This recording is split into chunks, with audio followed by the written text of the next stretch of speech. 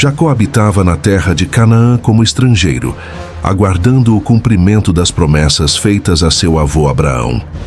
Entre todos os seus filhos, havia um que se destacava: José, filho de Raquel, a esposa amada, nascido quando Jacó já estava em idade avançada. José tinha 17 anos. Pastoreava o rebanho com seus irmãos, filhos de Bila e Zilpa. Observava suas atitudes, suas conversas, suas negligências e levava relatos ao pai. Isso despertava ressentimento. Jacó demonstrava claramente seu favoritismo. Mandou fazer para José uma túnica longa, ornamentada, símbolo de honra e distinção. Cada vez que José a vestia, os irmãos sentiam o peso da rejeição. A tensão aumentou quando José começou a sonhar. Certa noite, contou: estávamos no campo amarrando feixes. O meu feixe se levantou, e os feixes de vocês se inclinaram diante dele. Os irmãos reagiram com sarcasmo. Então você reinará sobre nós? Dias depois, outro sonho. O sol, a lua e 11 estrelas se inclinavam diante de mim. Jacó o repreendeu: acaso eu, tua mãe e teus irmãos nos inclinaremos diante de ti? Mas guardou aquilo no coração. Os irmãos estavam em Siquém com os rebanhos.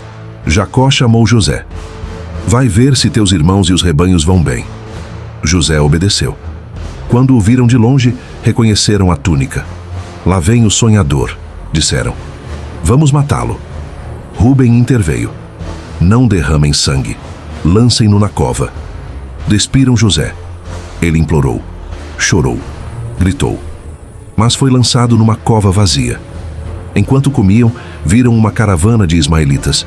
Judá disse: que lucro teremos se o matarmos? Vamos vendê-lo. Por 20 moedas de prata, José foi vendido. A túnica foi manchada com sangue de bode. Jacó a reconheceu. Uma fera o devorou. Rasgou suas vestes. Chorou dias. Recusou consolo. Enquanto isso, José seguia para o Egito. José foi comprado por Potifar, capitão da guarda do faraó. O texto diz claramente: o Senhor estava com José. Tudo prosperava. Potifar percebeu e confiou-lhe tudo. José cresceu, tornou-se formoso, forte, íntegro. A esposa de Potifar o desejou. Deita-te comigo. José recusava. Meu senhor nada me negou, exceto você. Como pecaria contra Deus? Um dia, ela o agarrou. José fugiu, deixando o manto. Ela gritou, acusou: este hebreu tentou me violentar. Potifar, furioso, mandou José à prisão. Mas Deus não o abandonou. Na prisão, José conquistou confiança. 2 oficiais do faraó foram presos: o copeiro-chefe e o padeiro-chefe. Ambos tiveram sonhos. José disse: as interpretações pertencem a Deus. Interpretou corretamente. Copeiro restaurado. Padeiro morto. Antes de se cumprir, pediu: lembra-te de mim. Mas o copeiro esqueceu. José ficou 2 anos preso. Faraó sonhou: vacas gordas e magras, espigas cheias e secas. Ninguém interpretou. O copeiro lembrou-se de José. José foi chamado, barbeado, trocou roupas. Disse ao faraó: não está em mim, Deus dará resposta. Interpretou: 7 anos de fartura, 7 anos de fome. Aconselhou o planejamento. Faraó disse: há alguém como este em quem está o Espírito de Deus? José foi feito governador do Egito. Recebeu o nome egípcio, anel, autoridade, esposa. Tinha 30 anos. A fome chegou a Canaã. Jacó enviou os filhos ao Egito, menos Benjamim. José os reconheceu. Eles não. Falou asperamente. Acusou-os de espias. Prendeu Simeão. Exigiu Benjamim. Ao retornarem, encontraram o dinheiro nos sacos. Jacó chorou. Tudo é contra mim. Na segunda viagem, Judá garantiu Benjamim com sua própria vida. José preparou um banquete. Colocou a taça no saco de Benjamim. Acusou-o. Judá fez um discurso comovente. Toma-me por servo no lugar do rapaz. José não se conteve. Mandou todos saírem. Chorou alto. Disse: eu sou José. Os irmãos tremeram. José disse: Não fostes vós que me enviastes, mas Deus. Abraçou Benjamim, beijou todos, perdoou.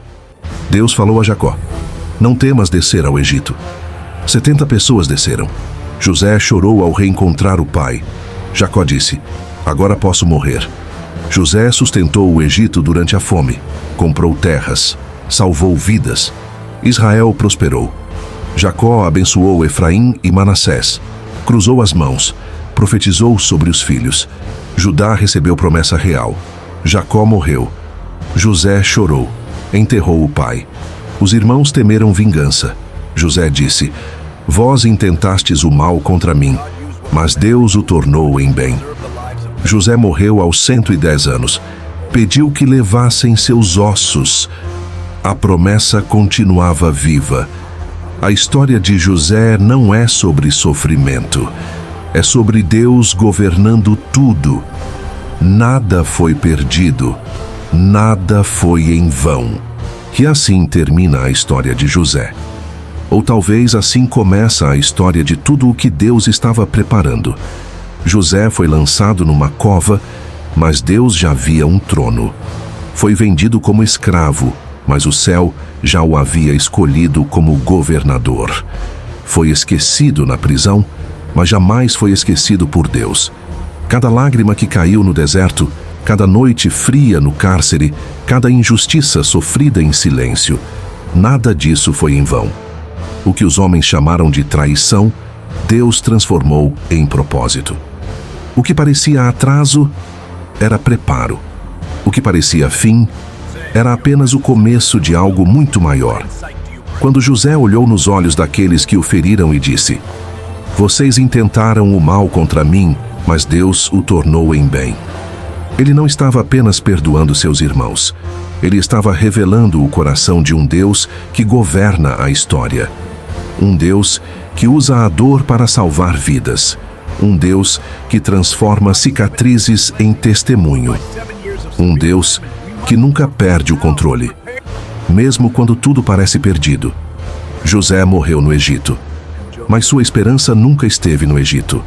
Ela estava na promessa, na terra que Deus havia jurado, no futuro que ainda viria. E essa promessa continuou viva. Porque o Deus de José é o mesmo ontem, hoje e para sempre. Se hoje você se sente numa cova, se enfrenta uma prisão que ninguém vê, ou se carrega feridas causadas por quem você mais amava, lembre-se, Deus ainda está escrevendo a sua história. Stantia.